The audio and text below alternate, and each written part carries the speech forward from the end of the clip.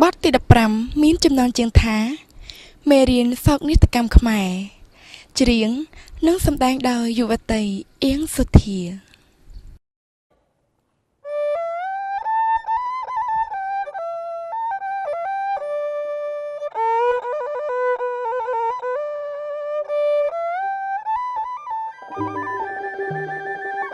បងប្អូនជៀនខ្មែ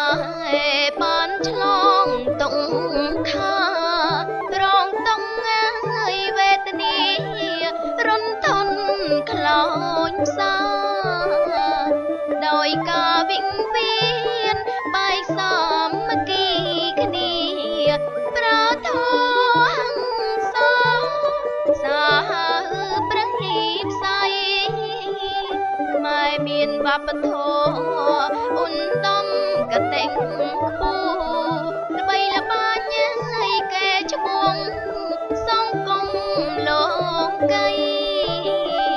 តែដោយមនោគមវិជ្ជាដតីបំផ្លាញតែនដីកម្ពុជាសង្សារអំពើបាបកម្មការពៀនបៀនគ្នាតែងមានហើយវេរីមកខ្លួនមិនខានមិនគួរកើតមានក្នុងខណ្ឌសន្តានជៀនខ្មែរក្រុងប្រាត្រូវពេញចារណាជា